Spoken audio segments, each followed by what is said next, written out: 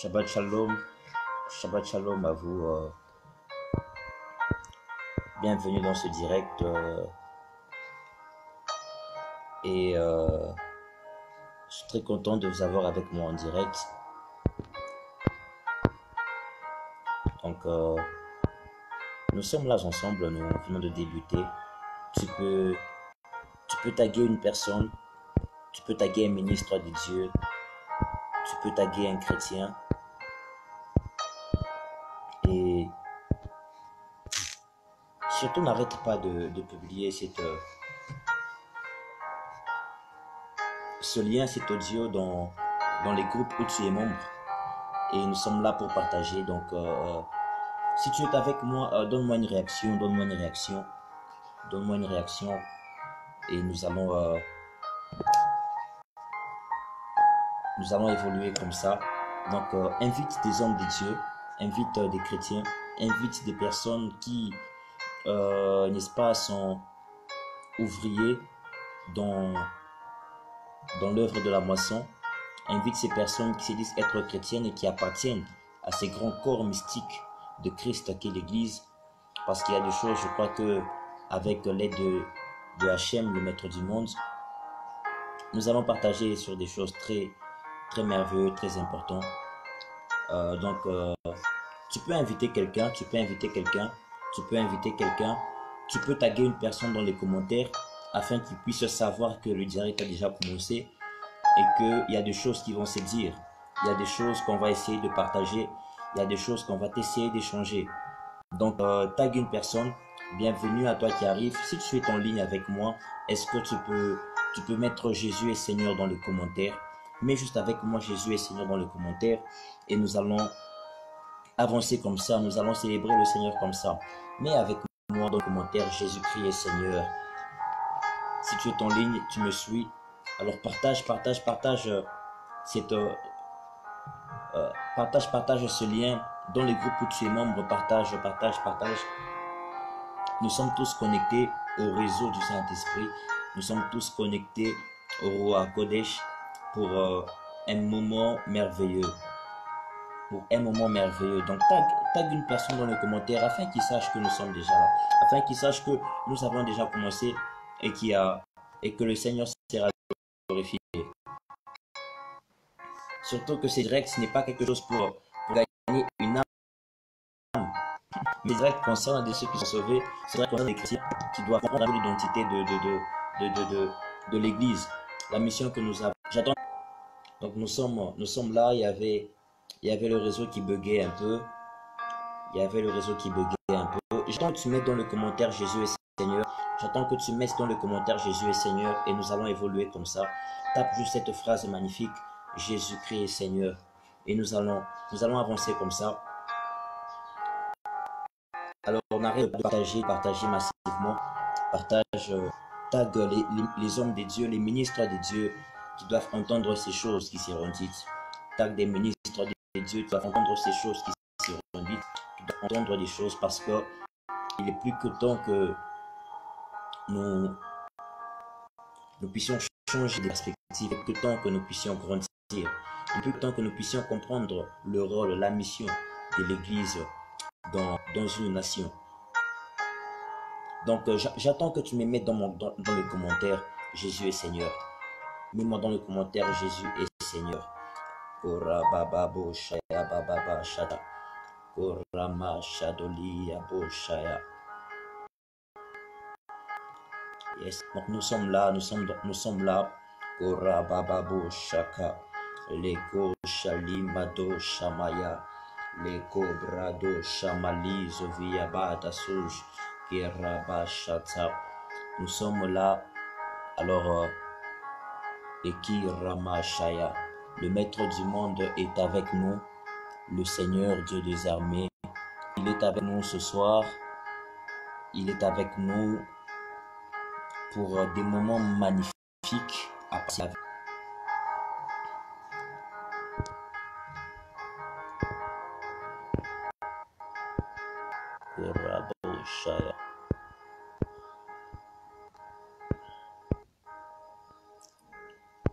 Oh, il y a des choses que Dieu va faire soir. Il y a des révélations qui vont être dites ce soir.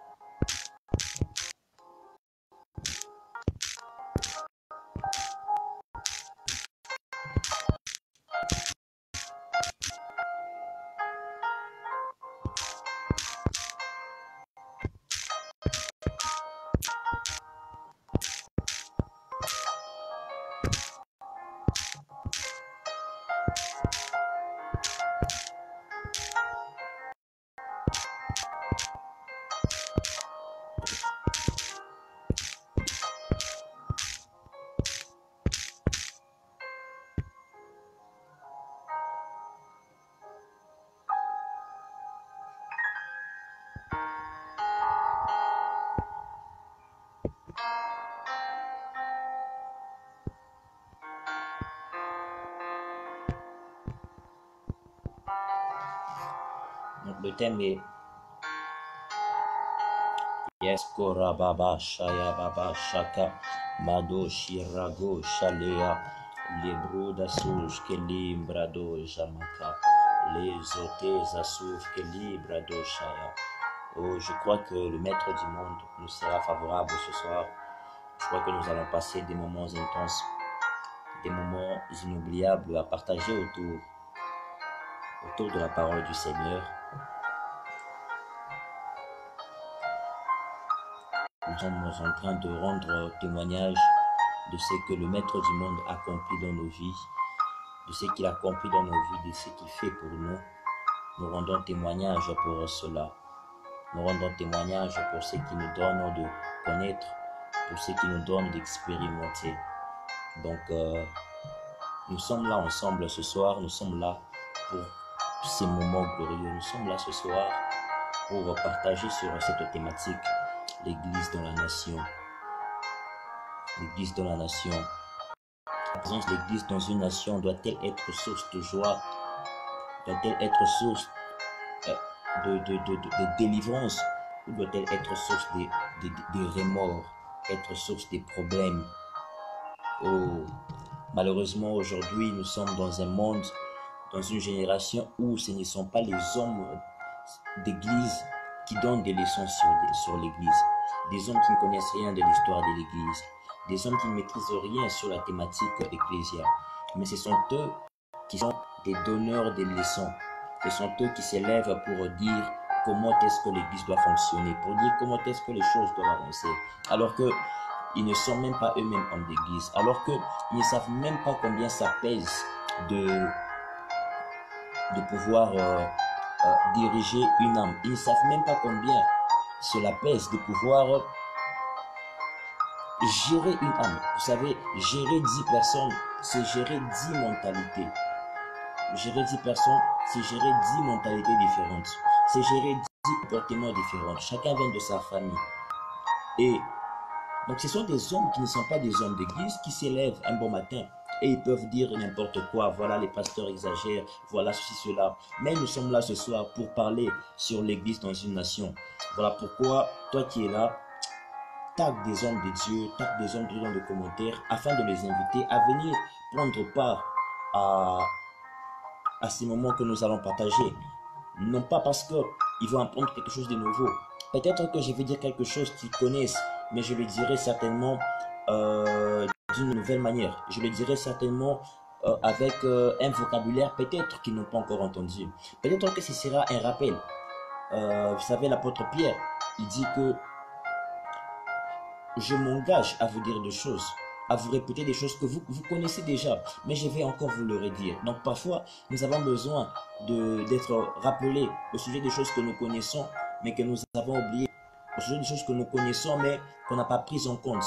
Voilà pourquoi, toi qui es en ligne, partage cette vidéo dans le groupe où tu es membre, partage la vidéo avec tes amis, tag des hommes de Dieu, tag tes frères et sœurs de ton église locale dans le commentaire afin qu'ils viennent prendre part à ces choses que nous allons partager, afin qu'ils viennent prendre part à ces choses.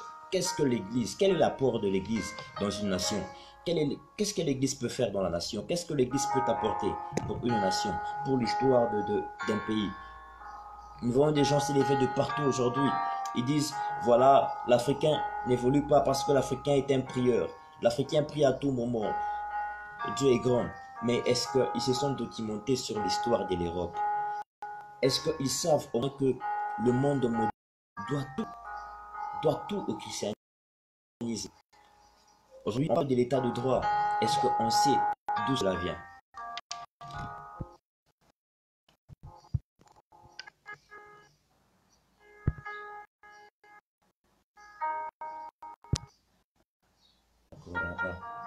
Shalom, shalom, Ramel. Très béni de vous voir en ligne, le rabbin Maïs Eliazar qui est avec nous pour ces moments, ces instants. Aussi le roi Kodesh pouvait nous permettre de...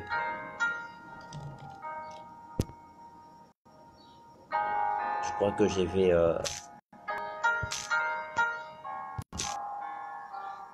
faire ceci. Donc, moi...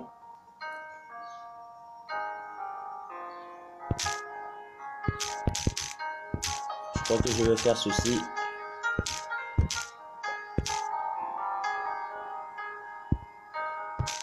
Une minute.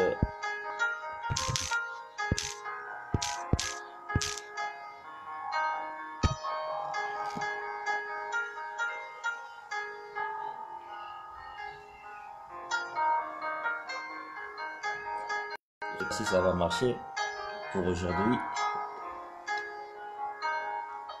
Voilà, Dieu est grand. Donc voilà, nous sommes là ce soir pour ce moment à partager ensemble. Et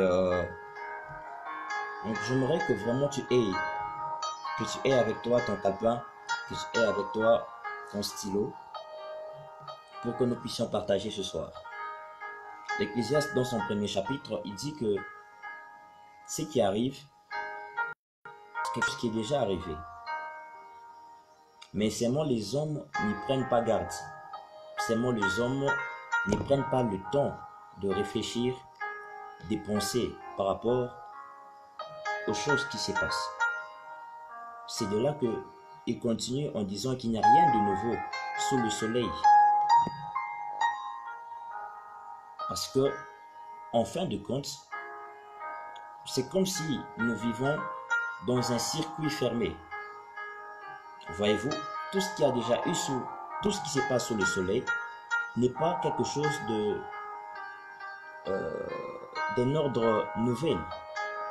C'est ainsi que Christ, Yeshua, lorsqu'il vient, voyez-vous, il est venu au-delà. Il a transcendé la hauteur du soleil, il est venu au-delà du soleil. Ainsi, quand il venait, il parlait, les hommes pouvaient dire, jamais homme n'a parlé comme cet homme. C'est-à-dire, il y avait une nouveauté. Donc, pour apporter une nouveauté dans une génération, pour apporter une nouveauté dans une saison, vous devez être celui qui dépassait le soleil. Et donc, puisqu'il n'y a rien de nouveau sous le soleil, nous allons essayer de dépasser le soleil. Alléluia. Je dis Shabbat Shalom. Shalom à mon précieux frère, un homme très grand, le prophète gloire. De là où vous êtes, que le maître du monde vous bénisse. Merci d'être dans ce direct, homme de Dieu. Donc, c'est ainsi que Christ, lorsqu'il meurt, on dit qu'il n'est pas ressuscité seul, mais quand il est monté, il est monté avec des captifs. Ils ont transcendé le soleil. Et quand il est parti avec les captifs au-delà du soleil, c'est maintenant qu'il les a relâchés. Donc les ministères, c'est une identité dans l'église locale qui est appelée à apporter une nouveauté, qui est appelée à apporter un genre nouveau, qui est appelée à apporter une nouvelle chose. Voilà pourquoi nous allons le voir d'ailleurs lorsque je vais entrer dans le vif du sujet, parce que j'aimerais commencer aujourd'hui par raconter un peu l'histoire de l'église qui naît. Vous savez, de toute évidence, nous vivons aujourd'hui, comment je peux dire, nous vivons dans une génération où le christianisme traditionnel traverse une crise d'identité. Donc nous traversons une épreuve, donc une saison, un temps où le christianisme traditionnel, le christianisme primitif est en train de perdre son identité.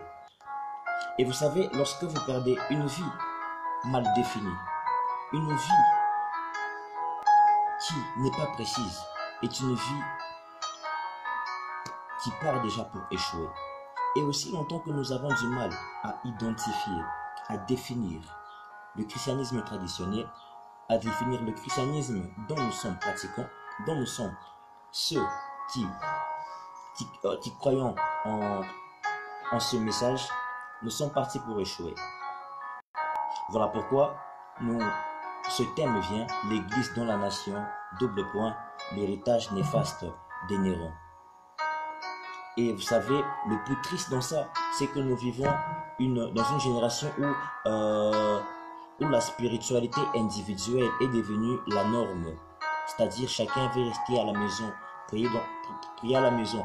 Aujourd'hui, il y a des gens, tellement qu'ils ont été déçus par certaines congrégations, tellement qu'ils ont été déçus par par des comportements des hommes de Dieu, bien que je fais partie du lot, ils se sont dit, bah ok, d'accord, je reste chez moi à la maison. Je vais commencer à prier chez moi à la maison. Et cela est devenu la norme. Beaucoup de personnes qui se disent chrétiens n'arrivent plus à aller à l'église. Et dans tout ça, nous devons faire quelque chose pour remédier le plus tôt possible. Nous devons faire un effort pour pouvoir revenir à la raison le plus tôt que possible. Alors je redis encore Shabbat Shalom et je crois que nous allons devoir penser notre thématique de ce soir. Alors nous parlons ce soir sur le christianisme, l'église dans la nation, double point, l'héritage néfaste de Néron. L'église dans la nation, double point, l'héritage néfaste de Néron. Comme je le disais dans mon introduction, vous savez, il n'y a rien de nouveau sous le soleil. Au-delà de ce que Christ a amené une nouveauté, au-delà de ce que les 5 ministères peuvent amener, parce que eux, ils ont été pris comme des captifs et libérés d'en haut. Ils ont transcendé le soleil. C'est qu'ils peuvent amener une nouveauté qui dépasse le niveau de ceux qui opèrent sous le soleil. Donc, la plupart des choses qui arrivent, la plupart des événements qui arrivent ne sont que des répétitions. Par exemple, lorsque nous touchons cette thématique d'une manière eschatologique, vous allez voir que quand vous prenez Matthieu chapitre 24, la plupart des événements que Christ avait prédits ont eu lieu en 66 après lui. Et les chrétiens de cette époque pensaient déjà que le Messie revenait. Les chrétiens de l'époque pensaient déjà que le Messie est venu, donc du coup ils disaient Alléluia à l'autre.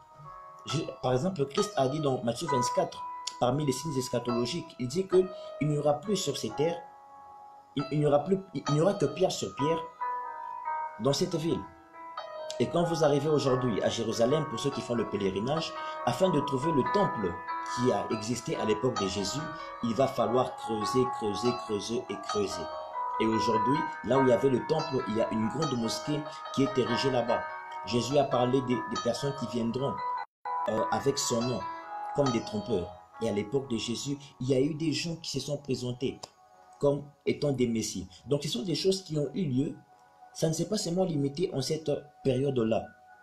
Il y a eu encore d'autres périodes dans l'histoire où ces choses se sont répétées encore.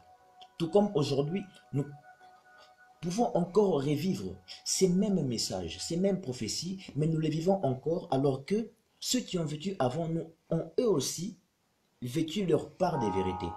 Je ne vais pas essayer de beaucoup m'aventurer sur ce terrain-là, mais je vais vraiment rester dans le norme de mathématiques ce soir pour parler sur l'Église dans la nation. L'Église dans la nation. Alléluia. De prime abord, j'aimerais que nous puissions savoir que l'Église est, lorsqu'on parle de l'Église, l'Église est le corps mystique de notre Seigneur Jésus-Christ. Et quand on dit Église, on voit là un corps, on voit là une identité qui a deux faces, voilà. Elle a la face physique et elle a la face spirituelle, l'Église. Et l'Église, en tant que entité spirituelle, c'est-à-dire elle porte les esprits ou elle porte les neshamot de tous les chrétiens, ceux qui sont déjà morts, ceux qui sont encore sur terre, ceux qui adhèrent. Donc, tous les esprits des chrétiens, tous les esprits des saints, dans l'Église en tant qu'entité spirituelle, ils font tous partie de là. C'est-à-dire que Église corps du Christ, on m'a interdit de dire ça, c'est un mystère, alors je vais garder ça. Alléluia, je vais garder ces mystères. Donc, ils font partie de l'Église en tant que corps du Christ. Et cette Église-là, en tant qu'entité spirituelle, elle est une Église qui est parfaite. Elle est une Église qu'on ne peut reprocher de rien. Elle est une Église qui est sans tache. Elle est une Église qui va... comment je peux dire? Elle est une Église grandiose en fait. Et maintenant, l'Église, elle est aussi constituée des hommes qui sont vivants sur la terre. L'Église, dans sa face physique, c'est là qu'il y a souvent des problèmes. Et c'est cette Église laquelle Yeshua, lors de son avènement, viendra traiter avec. Bien sûr qu'il y a ceux qui sont en esprit déjà, mais son avènement consistera aussi à toucher, à affecter ceux qui sont aussi sur terre. Maintenant, cette Église-là, elle est constituée des hommes qui vivent dans une société. Et ces hommes peuvent être parfois des déclencheurs des mauvaises réputations pour l'Église. Ces hommes peuvent être parfois des déclencheurs des problèmes. Donc l'Église en tant qu'entité physique, elle a des problèmes. Si elle n'avait pas de problèmes, Jésus serait déjà venu. Parce qu'on dit qu'il viendra chercher une épouse sans tache, sans rides. Donc s'il n'est pas encore venu, c'est qu'il y a encore des problèmes qu'on doit résoudre. Voilà pourquoi, en tant qu'observateur biblique, lorsque parfois quelqu'un me dit « Bien-aimé, Jésus revient bientôt », excusez-moi de le dire, je n'y mets pas trop ma foi. Parce que, en tant qu'observateur, l'Église, aujourd'hui, est encore loin d'être sans tâche. Il y a encore beaucoup de choses à arranger. Il y a encore beaucoup de choses à régler. Voilà pourquoi je tenais à ce que ces directs soient indirects où on sera avec des hommes de Dieu pour avoir aussi une voix contraire. Parfois, c'est bon pour qu'une pensée, pour que la société soit évoluée. Et donc, cette église-là, constituée des hommes, cette église-là, qui a parfois des problèmes, et cette église-là qui est établie dans une nation. Et vous savez, le mot ecclésia signifie ceux qui sont appelés au dehors. Même le prédicateur le moins éloquent, quand vous lui posez cette question, il vous dira que église, c'est ceux qui sont appelés au dehors. Mais il y a une question qu'il faut se poser. Mais ils sont appelés au dehors de quoi? En dehors de quoi devons-nous tenir? Parce que si nous sommes appelés au dehors, vous ne pouvez pas nous suggérer de nous impliquer dans les affaires de la société. Si nous sommes appelés au dehors, vous ne pouvez pas nous suggérer de nous impliquer. Je ne dis pas que un pasteur ne peut pas être dans la politique. Je dis que si l'Église, je ne parle pas ici des individus. Je parle des individus d'une manière séparée. Ok? Si nous sommes appelés au dehors, il faut nous définir. Nous sommes appelés au dehors de quoi précisément? Vous vous rappellerez certainement de la prière du Seigneur Jésus. Il prie, il dit, Maître du monde, je prie pour eux parce qu'ils ne sont pas, ils sont dans ce monde, mais ils ne sont pas de ce monde. Il dit, je prie pour que tu les préserves du mal. Qu'est-ce que signifie? Ils sont dans le monde, mais ils ne sont pas du monde. Ça signifie que nous sommes dans le monde en tant que cosmos, en tant qu'univers. Mais quand il dit que nous ne sommes pas du monde, il parle du système. C'est-à-dire, nous vivons dans un monde où notre vie n'est pas conditionnée par rapport au système de ce monde. C'est ce que Paul dira par après aux Éphésiens. Il leur dit, autrefois, vous étiez conduits par les esprits des principautés, des dominations et autres. Donc, vous étiez dans le monde et votre vie était gérée au travers des principes de ce monde. Mais lorsque Christ prie pour les apôtres qui devaient constituer le premier fondement de l'Église physique, de l'Église sur terre, il prie pour eux. Donc il prie pour les préserver du mal, mais il dit, ils sont dans ce monde, mais cependant, ils ne sont pas du monde. C'est-à-dire, ils sont dans le monde, mais ils ne sont pas appelés à réussir avec le système de ce monde. Église, c'est quoi? Église, ce sont ceux qui sont appelés au dehors du système. Le système mondain qui régit ta nation, le système mondain qui régit ta famille, le système mondain qui régit ta communauté, c'est de ce système-là auquel tu es appelé à sortir. De la même manière que Dieu appelle Abraham, il dit Abraham sors.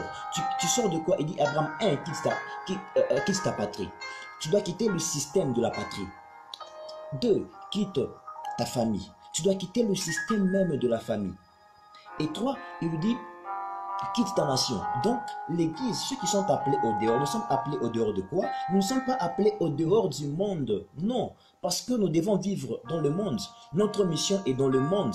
Nous avons un message à donner au monde, mais nous sommes appelés à aller au dehors de quelque chose. Nous sommes appelés à aller au dehors du système de la pensée, au dehors du système économique que le monde impose, au dehors du système politique que le monde, j'ai dit bien le monde, ok, où le profane impose.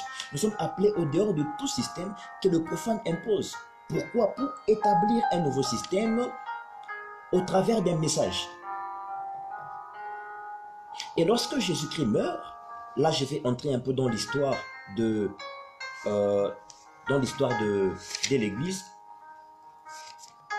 Lorsque Jésus meurt et il y a la première Église qui va toucher,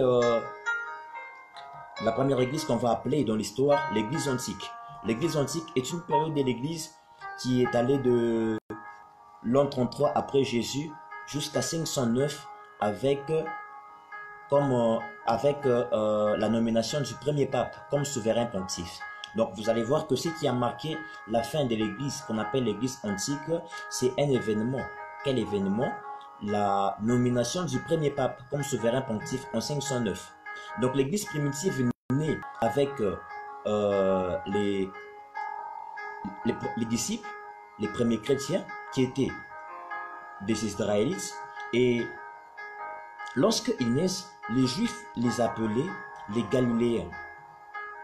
Galiléens, pourquoi? Parce que Galiléens, quand on le dit chez nous avec nos termes, quand on lit dans la Bible, ça sonne bien. On appelle Jésus l'homme de Galilée. Mais la Galilée, c'était en fait, quand on te traitait d'être un homme de Galilée, quand on appelait les premiers chrétiens des Galiléens, parce que d'ailleurs, Christ vient de Galilée, la plupart de ses disciples ressortaient de Galilée, on voulait dire un incivique, un homme pauvre. Donc, on prenait les chrétiens pour des gens de la classe moyenne, des pauvres. Tout comme c'est aujourd'hui le cas au Congo. Quand on parle des pasteurs, qu'est-ce qu'on voit? On voit des pauvres qui veulent escroquer les gens, on voit des pauvres qui veulent... voilà, on voit des personnes qui ont échoué la vie. Aujourd'hui, quand tu es pasteur au Congo, tu es un Galiléen, tu es un homme pauvre. Quand tu es pasteur au Congo, on voit en toi quelqu'un qui a échoué les études, une personne qui a échoué la vie, une personne qui a échoué les entreprises, et puis il dit quoi? Bah ok, je me lance dans les business de la religion. Et donc ils naissent comme ça. Et cette grande période de l'église antique va connaître aussi 3 autres périodes. Il va y avoir l'ère de l'église apostolique qui va être marquée par les apôtres, qui va aller de l'an 30 à l'an 100 après Jésus. Il va y avoir l'ère de l'église persécutée. L'église entre en persécution. J'essaie de donner quelques notes afin que vous voyez jusqu'où nous allons aller. Il va y avoir l'église persécutée qui va aller de 100 à 313. Et ensuite, nous allons avoir l'église dominatrice. L'église dominatrice, c'est-à-dire l'église dominatrice. Je ne vais pas entrer un peu dans le détail, c'est juste question de quelques informations pour équilibrer le message. Et l'église dominatrice qui va aller de 313 à 509. Donc là, nous avons les trois répartitions, les trois divisions de l'époque de l'église antique. Et notre signe, nous allons le rencontrer dans l'église, lors de l'église apostolique, parce que c'est sous Néron que va mourir Paul, c'est sous Néron que va mourir l'apôtre Pierre. Et lorsque l'église est en train de naître, à Jérusalem, elle va connaître deux légitimités en fait. C'est-à-dire, il va y avoir le droit, la famille de Jésus va récupérer aussi la légitimité familiale.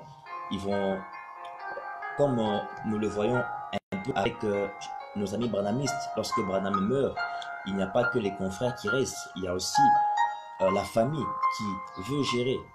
Lorsque Mahomet meurt, eh bien, il y a certains qui ont dit non, c'est son meilleur ami qui doit garder la relève de l'islam, et il y a d'autres qui a dit non, c'est son cousin qui doit garder la relève. Nous avons aujourd'hui au Congo, nous avons les kimbanguistes. On voit qu'il y a la famille qui est restée avec la gestion de la chose. Donc ce n'était pas quelque chose d'étonnant aussi de le voir chez Jésus. Lorsque Jésus meurt, nous allons avoir deux communautés chrétiennes à Jérusalem. Nous allons avoir la communauté où il y avait la légitimité de l'apôtre Pierre, et il va aussi avoir la communauté où il y avait la légitimité de la famille. Certainement, et la famille va prendre aussi leur légitimité dès l'an 33 après Jésus-Christ, et ils vont arrêter en l'an ils vont arrêter en 135. C'est alors qu'ils arrêtent. Voilà pourquoi vous allez voir que dans les évangiles, parce que les évangiles viennent après, on n'écrit pas alors que Jésus était vivant. Lorsqu'on écrivait, on écrivait face à face avec certains problèmes. Donc on les fait écrire pour essayer d'asseoir un peu l'autorité. Donc vous allez voir que dans les évangiles, on essaye un peu, surtout les évangiles synoptiques, en enlevant Jean, c'est-à-dire Matthieu, Marc et Luc. Vous allez voir que dans ces trois évangiles, on revient un peu parmi les disciples de Jésus, on essaye de faire démarquer Pierre. Donc vous allez voir Matthieu qui écrit, il donne le récit où Jésus dit à Pierre que tu es Pierre, et sur cette pierre je vais bâtir mon église. Pourquoi ce verset vient? Qu'est-ce que ce verset vient fouiner dans les Écritures? Parce que ce verset servait à construire la légitimité de l'apôtre Pierre pour ceux qui devraient lire. Et nous le voyons ensuite après, quand viennent les actes des apôtres, que Pierre a vraiment, d'ailleurs, il y a Pierre qui est vraiment resté là comme le président des apôtres. On voit vraiment que cette parole s'accomplit. Mais le livre des Actes des Apôtres est un livre qui porte une histoire condensée des naissances du christianisme. C'est un livre c'est un récit de passage. Un récit des passages d'Israël vers le monde. Donc c'est un récit des passages où on parle de comment l'Église devrait quitter Jérusalem et partir dans le monde païen, c'est-à-dire le monde non juif ou le monde gréco-romain, comme nous pouvons très facilement le comprendre aujourd'hui. Et nous avons là Jésus-Christ nous avons les apôtres qui commencent, alors qu'ils commencent leur vie de chrétien, on ne les appelle pas encore chrétiens jusque-là, mais ils sont appelés avec des noms tels que eux-mêmes, ils sont appelés naziréens. Naziréen, c'est un terme que certains connaissent. Naziréen signifie celui qui est consacré au Seigneur. Ils sont appelés les ébionymes ou les ébionites. C'est pratiquement les mêmes termes. Et les chrétiens du temps primitif étaient considérés comme des prosélytes. prosélyte, c'est ce que nous appelons aujourd'hui un athée. Parce que le christianisme naît dans un environnement où il y avait beaucoup de sectes dans le milieu des Juifs. Il y avait des Esséniens, il y avait des pharisiens, il y avait des sadducéens, donc il y avait beaucoup de sectes. Le christianisme vient aussi là. Mais ils vont tout de suite se faire démarquer par une nouveauté de choses qu'ils vont apporter. Quelle était la nouveauté qu'ils vont apporter? Ils vont apporter un message. Le message de Jésus-Christ. Jésus-Christ mort et ressuscité. Et ce message va tout bâcler. Et ce message va avoir deux répercussions. La première répercussion est dans le monde juif où le Messie est identifié, mais aussi il y a un problème, c'est que le Messie est mort à la croix. Cela crée un scandale. Cela crée un problème. Comment est-ce qu'un Messie peut mourir à la croix? L'apôtre Paul essaie de l'expliquer. Il dit, voilà, l'évangile de la croix, folie pour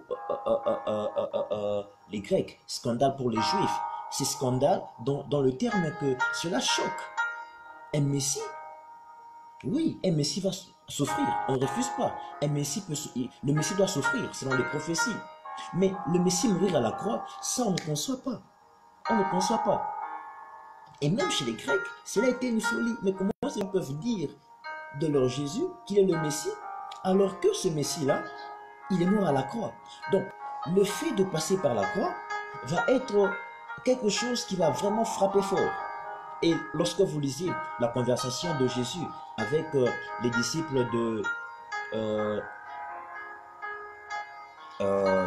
comment on les appelle encore? J'ai oublié le terme. Bon, cela n'est pas grave. Donc nous les voyons naître comme ça. Mais lorsque le christianisme s'y répand, alors qu'ils naissent, il y a un problème, c'est que le christianisme, le judaïsme était quelque chose qui n'était pas unifié. C'est-à-dire, le judaïsme de la Judée ne ressemblait pas au judaïsme de la diaspora.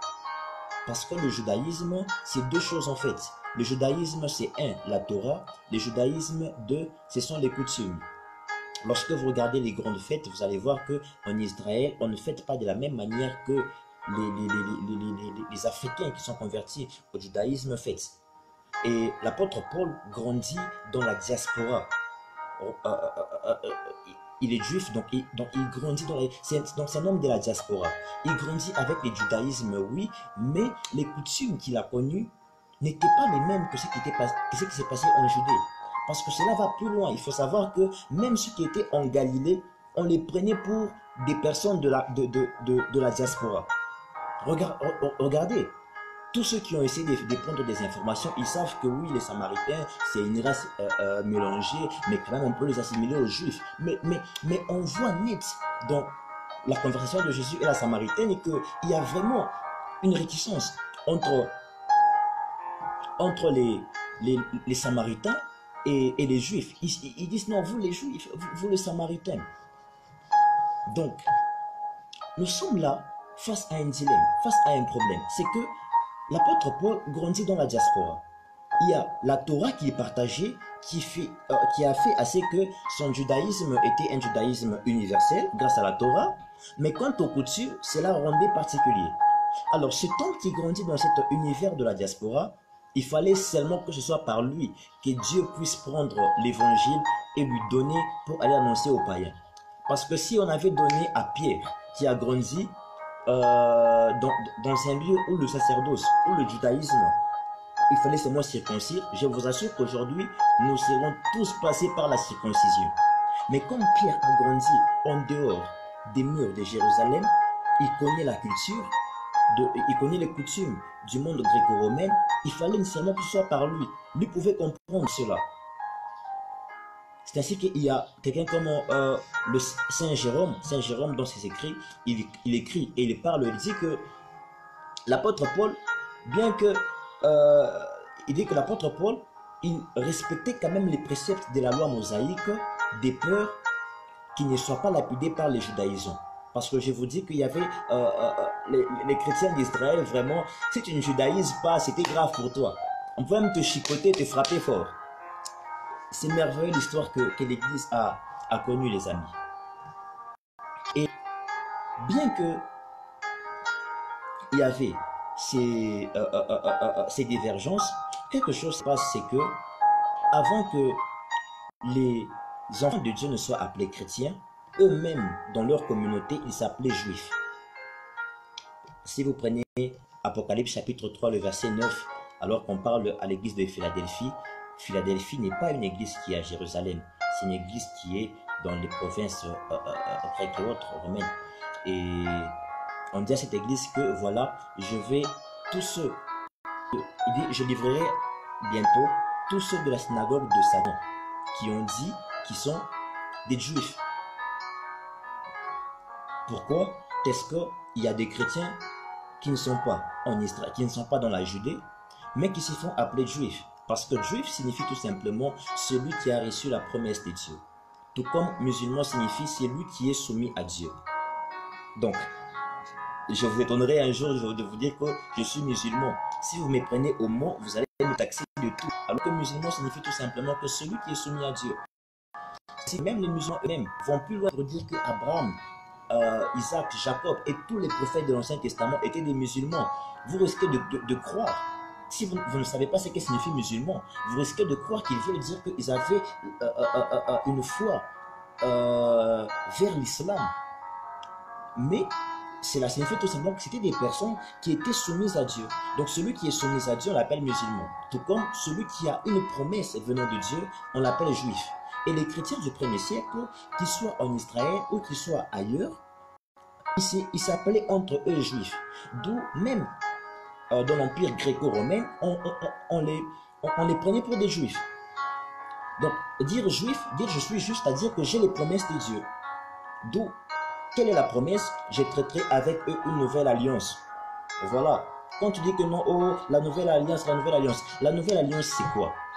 Est-ce que le Congo a une promesse de Dieu? Je ne sais pas. Je ne sais pas si tu as une promesse que Dieu a faite au Congo. Je ne sais pas. Donc, ceux qui ont la promesse, ce sont les enfants d'Israël. Maintenant, c'est eux qui avaient une première alliance avec Dieu.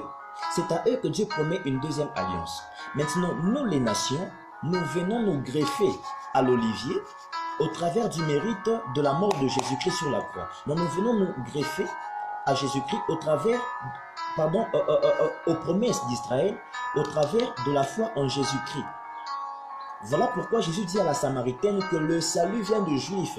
Pourquoi il dit ça vient des Juifs? Parce que c'est eux qui ont la promesse du salut. Est-ce que j'enseigne quelqu'un? Okay. Donc c'est eux qui ont la promesse du salut. Maintenant, si je vais prendre part à ces promesses-là qu'ils ont, qu'est-ce que je dois faire? Je ne peux pas aller comme on fait pour les nations. J'ai dit, bah ok, je suis venu, oui monsieur le préfet, je suis venu pour changer de nationalité. Non, non, là, tu veux prendre part à cela, tu dois te greffer à l'olivier. Mais par quel canal? Par le mérite de Jésus-Christ. Et maintenant, l'évangile sort dehors. Il sort dehors et commence à gagner le monde gréco-romain, donc le peuple helléniste, c'est-à-dire les Grecs. Ils commencent à entrer, mais quand ils ont entré, ils commencent à amener leur mental aussi. Ils commencent à amener dans l'église. Vous savez, c'est là le problème. Ils commencent à amener leur mental, ils commencent à amener leur conception, leurs coutumes, leurs idées. Ils commencent à amener ça aussi dans l'église. Et c'est comme ça que ils vont faire la majorité. Et quand ils font la majorité, c'est fini. Les Juifs faisaient la minorité. Ils vont commencer à imposer aux Juifs. C'est comme ça que le mot juif va passer d'un mot, un titre qui était honoré, un titre qui était recherché. Les gens cherchaient à ce qu'on puisse les appeler juifs pour dire que non, celui-là, c'est qu'on dit fils de la promesse. Pour dire celui-là, il a les promesses. Celui-là, il a les promesses de Dieu. Mais c'était un titre qui était recherché. Mais puisque les Hellènes, les Grecs, ils ont pris part, ils ont fait la majorité dans les églises locales, quelque chose va se passer, et bien ils vont réclamer, ils vont remercier ce terme-là. C'est comme ça que ce terme va passer d'un titre, d'un terme honorifique, et cela va devenir un terme pour parler, pour dire le mal et autres. Même aujourd'hui, quand on dit juif, on dit oh, il veut judaïser, il veut faire. Alors ça signifie tout simplement celui qui a les promesses de Dieu. Alléluia. Ouais, est-ce que j'enseigne quelqu'un? J'enseigne quelqu'un. Et nous sommes le 13 juillet. Nous sommes le 13 juillet C'était question d'une petite histoire pour aider quelqu'un à avoir une histoire large sur le christianisme. Nous sommes le 13 juillet en l'an 64 après Jésus. Rome est dirigée par un empereur qu'on appelle Néron. Néron qui avait des parents vraiment sanguinaires, il allait lui-même devenir un monstre. Il allait lui-même devenir quelqu'un de très grave. Et les chrétiens de l'époque prenaient Néron pour l'antichrist. J'ai parlé ici de l'antichrist parce qu'il y a l'antéchrist, anté, avant. Antéchrist, c'est celui qui vient avant. Quand on dit, voilà, le mystère de l'iniquité, tout ça, voyez un peu. Donc, l'antéchrist, c'est celui qui vient avant. L'antichrist, c'est celui qui y est contre Christ. Et l'antichrist, à titre d'information, il va opérer comme un homme. Il aura un ministère qui va faire 3 ans et demi, comme Jésus-Christ l'a fait. Et il va faire des miracles comme Jésus-Christ. Il va prêcher comme Jésus-Christ. Et il aura les nations derrière lui. Mais en dehors de tout ça, il va aussi combattre Israël. Et pour que l'antéchrist puisse opérer, pour que l'antéchrist puisse apparaître, il va falloir que l'Église puisse disparaître. Donc jusque-là, celui qui empêche la manifestation totale de l'antichrist, c'est l'Église. Donc Église, tu dois prendre la conscience de savoir qui tu es et savoir que c'est grâce à toi que cette personne n'arrive pas à opérer, à travailler encore sur terre. Et donc les chrétiens de l'époque prenaient Néron pour l'antichrist. Et pour preuve, l'apôtre Jean, dans son livre d'Apocalypse, il est en train de dire que le nombre du nom de la bête, écoutez très bien, il dit le nombre du nom de la bête. Il ne dit pas le nom du nombre de la bête, il dit le nombre du nom de la bête est 666. Donc, il y a un nombre qui revient à la bête. Alors, il y a le nom de la bête et il y a un nombre qui est assimilé à ce nom-là. Pour les chercheurs, ils connaissent cette figure des styles, ils connaissent ce qu'on appelle la guématrie. En hébreu, la guématrie sert à faire un jeu autour des alphabets, autour des nombres. Et lorsque vous prenez le nombre 666 et que vous la décomposez au travers de la guématrie, vous allez tomber sur le mot ou le nom latinum. Latinum, c'est le nom de l'empereur, du fondateur de l'empire latin, selon la légende. Et c'était aussi là le nom du sceau impérial de Néron. Donc lorsque Jean a écrit ça, il est à l'île des Patmos en prison. Et il craint pour sa vie parce qu'il pouvait se faire qu'en écrivant et que les lettres sortaient de prison, que cela soit intercepté. Alors comme il craint pour sa vie, il ne pouvait pas dire les choses d'une manière ouverte. Alors qu'est-ce qu'il fait? Il met un code. Il dit le nombre du nom de la bête est 666. Et quand vous décomposez, vous tombez sur le nom latinum. Latinum qui était le nom de la marque qui était le nom du sceau impérial de l'empereur Néron. Donc il parlait de Rome.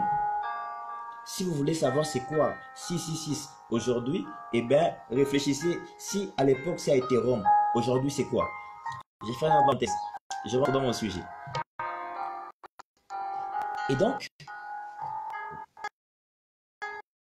Néron peut pouvoir et Néron voulait se faire parler. Néron voulait assez que le peuple puisse donner un grand amour. Il voulait gagner encore plus de popularité. Alors qu'est-ce que Néron va faire? Néron, comme tout homme politique, il va consulter un peu les archives de ceux qui sont venus avant lui. Qu'est-ce qu'ils ont fait pour réussir? Qu'est-ce qu'ils ont fait pour échouer? Et Néron va se rendre compte qu'à l'époque de l'empereur Tibère, Rome avait été incendiée et lorsque les feux avaient été éteints, l'empereur Tibère était sorti pour donner beaucoup d'argent, de l'argent auprès des victimes. Comme aujourd'hui, lorsqu'il y a un tel type de cas, voyez-vous, le gouvernement, par pitié, par compassion, il peut essayer d'aider un peu ces personnes, ces victimes. Et l'empereur Tibère avait fait ça. Et c'était plus des pauvres qui avaient été touchés par l'incendie à l'époque de Tibère. Et quand Tibère l'a fait, il avait vraiment été aimé. Vous savez, toute population a plus de pauvres que des riches. Donc quand vous gagnez les pauvres, vous avez une grande partie de l'amour, de l'affection de la population avec vous. Et quand Tibère avait fait ça, il avait vraiment été aimé. Et quand Néron tombe sur ça, il dit vraiment, voilà ce que je vais aussi faire. Et Néron va faire incendier Rome. Et quand il fait incendier Rome, au lieu que cela marche comme il s'attendait, au lieu qu'il puisse avoir l'amour de la population, en retour, les gens vont commencer à l'accuser. Les gens vont commencer à dire, non, non, c'est Néron qui a fait ça. Maintenant, pour se sauver, qu'est-ce que Néron fait? Néron va chercher un bouc émissaire. Néron va chercher les chrétiens, ceux qu'on appelait chrétiens. Il va dire c'est eux qui ont fait ça. Déjà, premièrement, à l'époque, les chrétiens avaient une mauvaise réputation. Ils étaient pris, l'église était comme l'une des nouvelles sectes qui naissaient. Ils étaient pris pour des barbares, pour des bandits. Déjà, d'où ils sont nés à Jérusalem, en Judée, on les a chassés. Imaginez-vous un peu, on te chasse dans ta patrie, là où tu pars, et que comment on va te prendre? Dans ta propre maison, on t'a chassé. Comment les voisins vont te prendre? Ils peuvent te prendre par pitié, mais dès lors qu'ils commencent à voir que tu te méconduis un peu, ils vont dire, voilà pourquoi on t'avait chassé chez toi. Et donc, Néron va chercher un bouc émissaire. Il tombe sur l'église. Il tombe sur l'église. Il dit, ce sont ces chrétiens qui ont fait ça. Bien aimé, c'était une persécution comme vous n'avez pas aidé. On pouvait mettre des chrétiens dans l'arène, on libérait des tigres, on libérait des lions. Donc, le pays allait mal à cause des mauvais choix des hommes qui sont élevés au-dessus. Mais pour ne pas que cela puisse retomber sur nous, qu'est-ce qu'on a fait? Eh bien, on a cherché un bouc émissaire.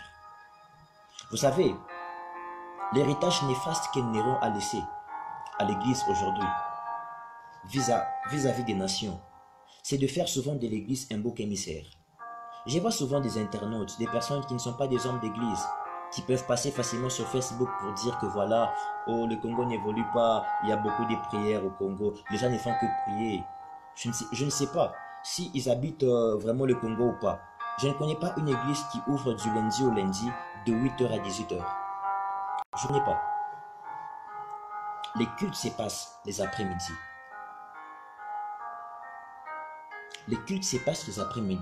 Donc je ne vois pas en quoi qu'est-ce qu'un culte qui prend 2-3 heures d'après-midi peuvent empêcher à une personne de travailler. Voyez-vous? Tout cela pourquoi? Parce qu'il y a la médiocrité dans la société et on veut faire quoi? On veut se trouver un bouc émissaire. Et généralement, c'est parce que nous avons le concept de non, oh, quand on te donne une gifle, il faut donner l'autre jour. Écoutez ceci, c'est l'hébraïsme. Si je dis en Swahili, Patrick Anapanda Mabeka, et je vous demandais de traduire ça littéralement en français, vous allez dire quoi? Patrick est monté sur les épaules. Alors que en Swahili, le sens de ce que moi j'ai dit signifie ceci, Patrick est devenu orgueilleux. Et lorsque Christ disait que si on te gifle, on te donne une gifle à une joue, donne l'autre joue. Cela signifie quoi? En Israël, lorsque on giflait les gens, la première gifle venait, on donnait l'extérieur du bras en fait. Donc on giflait comme ça. Tu vois, lorsque on te gifle comme ça, c'est comme on dit à quelqu'un sort. Donc c'est comme s'il y a un rejet. Et quand il dit donne l'autre jour, il ne dit pas que non, on t'a giflé, tu donnes l'autre jour, non. Ça signifie quoi? Quand on t'a donné une gifle de cette manière, et tu donnes l'autre jour, comment on va gifler? On va le faire comme ça, c'est-à-dire lorsque on te rejette, lorsque on te fait du mal, en retour, ce que tu dois faire, c'est de redonner l'amour. Il ne parlait pas de non, genre on me gifle ici, je donne l'autre là. Non, il dit quand on va te gifler. Donc les juifs ont giflé comme ça. Donc on te rejette. Mais quand tu donnes l'autre joue, on fait ça. On te récupère dans les bras. Voyez-vous? Alors puisqu'on sait que nous sommes comme ça, on peut dire n'importe quoi de l'église et autres. Et nous sommes là calmes, on ne fait rien. Donc nous sommes le bouc émissaire qu'il faut. Aujourd'hui vous allez voir, écoutez ceci. Ce n'est pas à l'église où on apprend aux gens comment, on apprend aux enfants à saluer les grandes personnes en premier. Okay? C'est pas à l'église où on apprend. Je salue mon cher ami, mon précieux frère GLL Migno. Je crois que nous aurons un grand direct sur Instagram. où je vous invite déjà à vous connecter à mon compte Instagram, Patrick Auge, pour ces instants très merveilleux. Et donc, je suis en train de dire, ce n'est pas à l'église où on apprend à un enfant qu'il faut saluer les grandes personnes en premier. Ça s'apprend à la maison. C'est une éducation des bases, où la maman dit à son enfant, tu dois respecter les aînés. Quand tu vois un aîné, tu le salues en premier. Ce n'est pas à l'église qu'on apprend aux gens que si tu es chômeur, il faut écrire une lettre d'emploi et autres. Ça s'apprend à l'école. Ça s'apprend à l'école. À l'église, nous avons un autre message. La mission de l'église est d'annoncer un message aux nations. Nous parlons de l'amour, nous parlons de la repentance, nous parlons du royaume du Messie qui revient. C'est ça le message de l'église. C'est ça la mission de l'église. Mais vous allez voir, lorsque une femme est impolie dans son foyer, on insulte qui en premier? On insulte son pasteur. Les héritages néfastes de Néron. Donc, on cherche un bouc émissaire. Donc, lorsqu'il y a un problème, une personne est au chômage, non, c'est son pasteur. Les pasteurs ne sont pas les PDG des entreprises. Pour commencer à... Non, notre part à nous, nous donnons un message. Nous prêchons aux gens l'amour. Nous prêchons aux gens la repentance. Nous prêchons aux gens, nous leur disons que voilà, il y a le royaume de Christ qui vient. Donc, on ne peut pas nous embaucher, je ne sais pas moi, quelqu'un parce qu'il est chômeur. On va faire comment? On va faire comment? Tout ça, c'est quoi? On cherche un bouc émissaire. J'aimerais dire à ces internautes qui, à chaque fois qu'il y a un problème dans ce pays, à chaque fois qu'il y a un problème en Afrique, ils disent non, c'est l'église, c'est les pasteurs. Vous devez aller étudier l'histoire de l'Europe. Vous devez aller étudier le développement de l'Europe. Ce que l'Europe est aujourd'hui, ce que le monde moderne est aujourd'hui, pour votre information, c'est le christianisme. Ce qui a aidé à l'Europe de s'unifier après la Deuxième Guerre mondiale, causée par Adolf Hitler, c'était l'église. Aujourd'hui, vous parlez d'état de droit, mais c'est venu d'où? D'où sont venues ces valeurs moraux? Vous parlez de la démocratie, d'où sont venues ces valeurs moraux? C'est venu du christianisme. C'est le christianisme qui a aidé l'Europe à se construire, à être où ils sont aujourd'hui. Et même si on n'est pas d'accord avec ça, c'est le christianisme qui a aidé l'Europe à conquérir l'Afrique. Au-delà des armes, on a conquis l'Afrique avec l'évangile. Même si cet évangile était annoncé avec des mauvaises intentions, mais quand même, elle a aidé les Européens à conquérir l'Afrique. Donc ne blaguez pas avec l'église. Le problème, c'est quoi? Vous devez apprendre, vous devez prendre soin de l'église dans vos nations.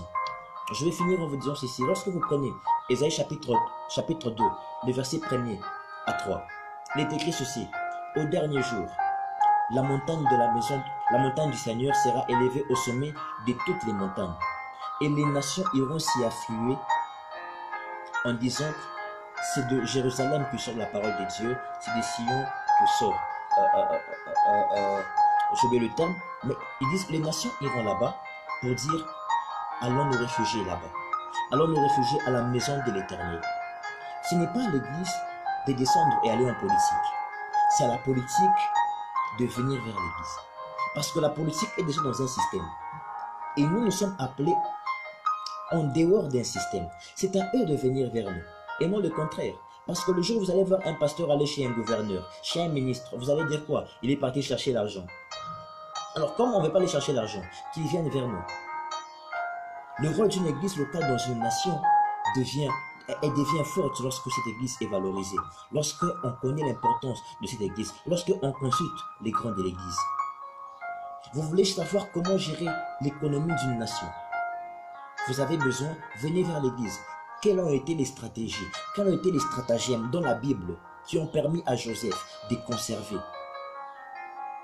l'économie de tout un peuple? Toutes ces choses, tous ces enseignements qui peuvent aider le monde, qui peuvent aider ce pays, la RDC, à se développer, sont des choses qui sont renfermées dans l'église. Mais ce n'est pas lorsque nous allons marcher, nous, avec la pensée du monde que ça va marcher. Il va falloir que les nations se disent que non, allons vers la montagne de l'Éternel.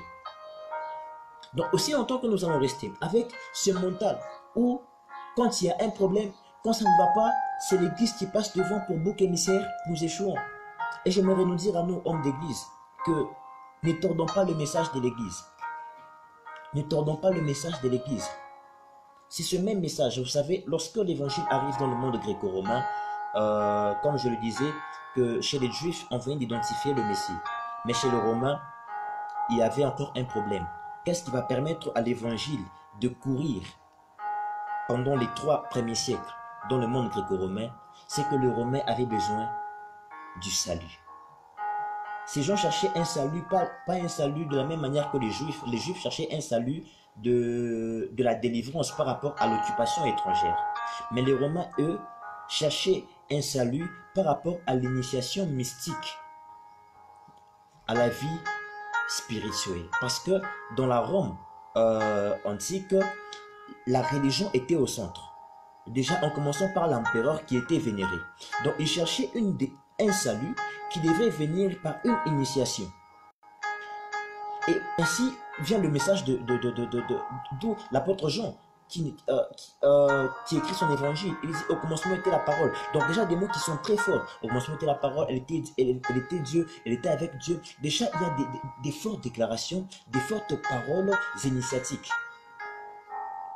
Et donc la graine de l'évangile est arrivée au bon moment dans le monde gréco-romain et cela a fait que l'évangile a tellement pris de la vitesse.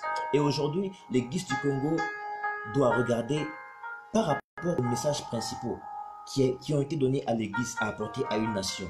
Quel est le besoin du peuple congolais? Si ce peuple congolais a besoin d'un salut, il est temps pour nous de recadrer le message par rapport au salut dont ce peuple a besoin, afin de changer aussi les gens. Si ce peuple a besoin de la repentance métanoïa ici, c'est un changement. Pas seulement changer en termes de péché. Nous prions beaucoup au Congo. Ça peut se changer en termes du mental, en termes des comportements, en termes du langage. Nous avons besoin de l'amour. Ce peuple a besoin de l'amour. Ce message doit venir de nos églises locales. Si on prêchait l'amour, on va bannir le tribalisme dans ce pays. Si on prêchait l'amour, on va bannir beaucoup de choses. Si on prêchait l'amour, on va bannir beaucoup de mauvais enseignements qui ont été donnés auparavant dans ce pays. Et pensez-vous que cela ne va pas contribuer à l'expansion de la société congolaise? Donc, n'attendez pas de l'église dans une nation qu'elle apporte des millions. Attendez de l'église dans une nation qu'elle vous donne le message qu'il faut pour amener au loin votre nation. Je prie pour que le Maître du monde ne cesse de vous redonner ses grâces, ses bontés, sa miséricorde. L'héritage néfaste que Néron laisse aux nations vis-à-vis des églises, c'est la haine. Et une haine qui fait de l'église un bouc émissaire.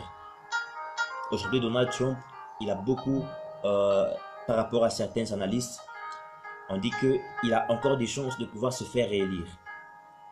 Et Donald Trump, comparativement à Obama, quand il a pris le pouvoir, on l'a vu, il s'est retourné vers les pasteurs, surtout évangéliques. Alors, il a changé beaucoup de choses. Grâce à lui, le salaire a augmenté, il y a l'emploi,